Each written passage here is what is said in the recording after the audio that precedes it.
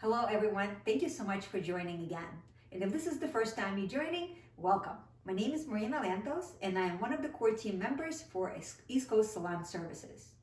Today's look that we will be doing is a Skimmed Bob. Skimmed Bob is using a feather razor, and the reason why it's called a Skimmed Bob is we are removing weight by creating an undercut, which is going to give us a really beautiful head-hugging shape for the bob.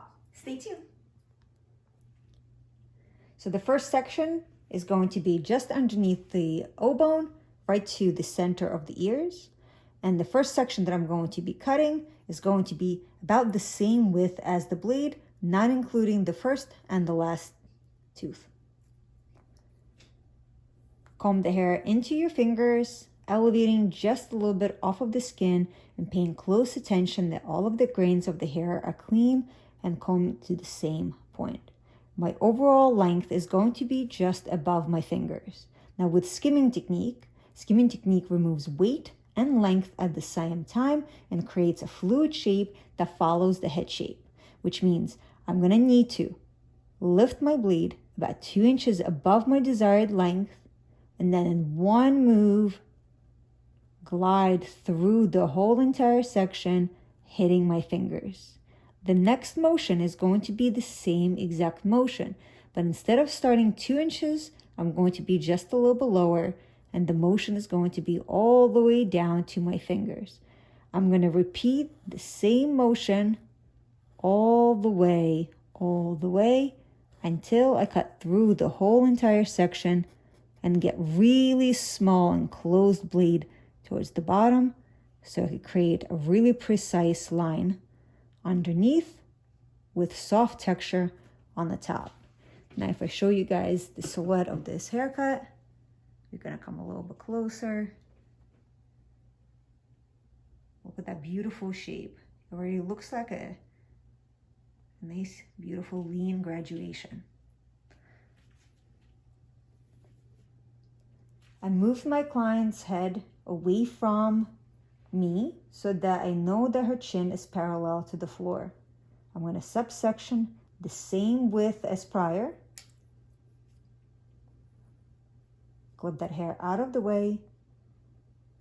Elevate hair just off of the skin. Keep your fingers just underneath the desired length. So the same length as what we did underneath here. I'm going to lift the shortest piece off of the head so that I know exactly the starting point and where it needs to be. It's going to be right here. And then that motion is going to be all the way down to my fingers. Now we're going to be slightly less robotic about it. So we're going to remove the weight. And if we feel like there's a pocket of depth in here or a pocket of more where there's more hair, I'm going to move a little bit softer, a little bit more natural and organic until I am much more on the lower portion of the section, and I could get my blade to be much more closed to create that really strong outline. So skimming motion is beautiful, like I said. Look at the technique, look at the end result that it creates, right? So, but the less robotic you are with it, the more beautiful and the natural it's going to look. So practice a couple times on the doll head, and then once you do it on the client, it is much easier. The haircut goes through much faster, but you want to be really comfortable and confident before you start. And that's where the creativity comes out. And that's where you really fall in love with this blade.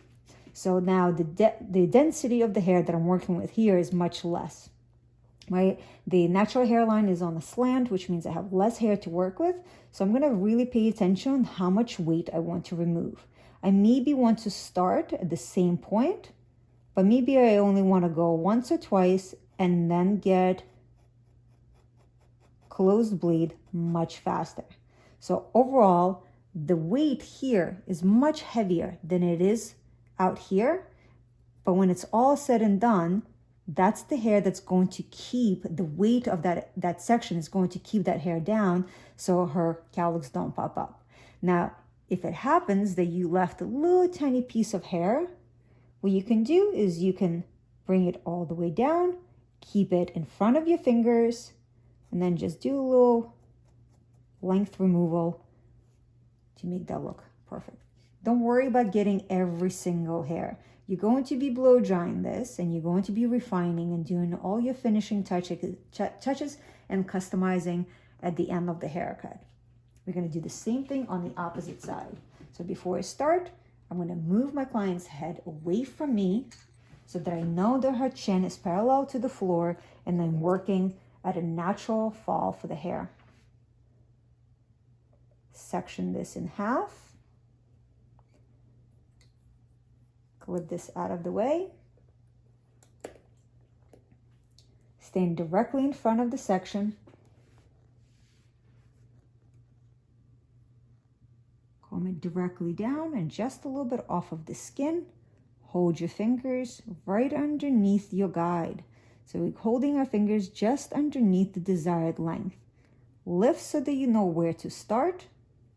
So I'm going to reposition myself to make sure that the grains of the hair are all parallel to each other and going directly into my fingers. This is my starting point. I'm going to go all the way down, and then I'm going to get smaller and smaller and smaller until I'm right at the hairline, and I can start removing the overall length. So I'm a little tiny bit longer right over here. I'm going to pinch it, and I'm going to remove that length to really make sure the outline looks clean and pretty. This is the most satisfying technique to do because it creates the overall appearance of a really beautiful soft haircut, and everyone can start appreciating it immediately, including yourself. Combine, find your guide, slide your fingers so that you could see where the guide is. Careful not to remove too much weight in this area so the hair doesn't jump up, especially if client has a cowlick in this area. Remove, check to make sure everything is looking good, pinch if you need to, and here it is. Cross-checking a razored haircut is slightly different than cross-checking a scissor haircut, right? What we're looking for is balance, and we're looking for how much movement the hair has, right? How much does the hair sticking out? Please don't bring out the hair and check for every single piece of hair because you're going to drive yourself crazy. You didn't create a precise haircut to cross-check it precisely. Now that we've created our undercut, we can go ahead and create a bob. I'm going to take a section about 2 inches above our undercut, just enough hair so that you have tension. You're going to take the same sections and follow the same technique. Since we have less hair to remove and the width of the section is less and the density is less, we're going to skim a little bit less than what we did underneath. We're going to hold our fingers just the same place as where we held it underneath. So our desired length is going to be the same. Our starting point is going to be, again, 2 inches above, but I'm only going to move once or twice to remove the weight from the section, and then my stroke is going to get smaller and smaller and smaller. So the end result, this is going to be a soft overlay, the undercut, but when you're combing it together, it will melt together as if it's one solid connected haircut. We're going to continue working in the same manner, removing just enough weight from the section to get our bobs to look textured and blended with underneath with our undercut.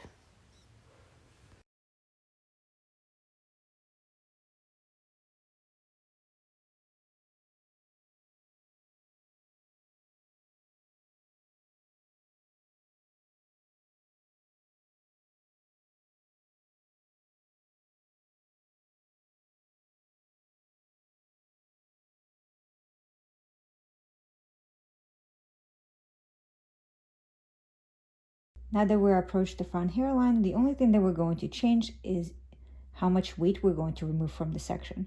So I'm going to keep my blade pretty closed. And all I want to do is just remove the length. And then I'm going to go back through and do some surface grazing to remove the weight. So the motions are staying the same. I'm making sure that the chin is parallel to the floor.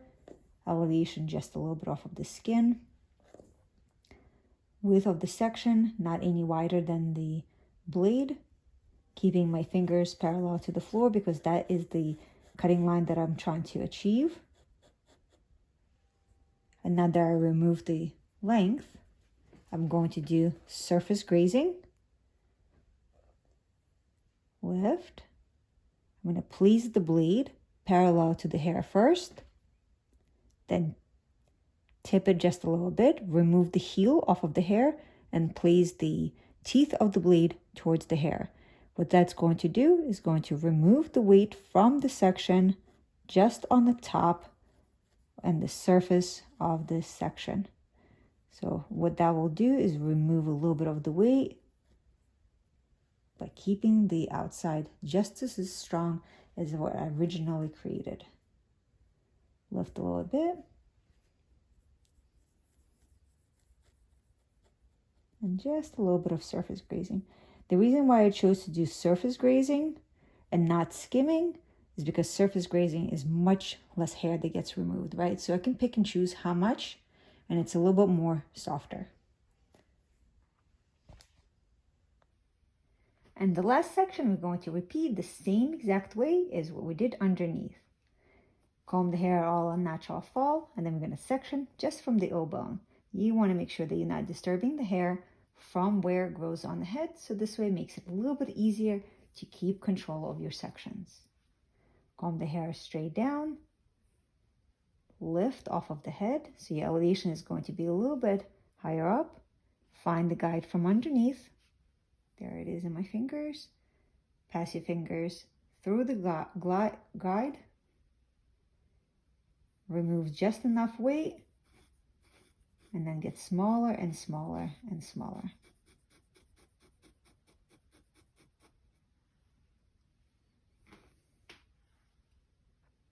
Check to make sure that the length is good and the amount of weight that you left on the hair is ideal for this haircut.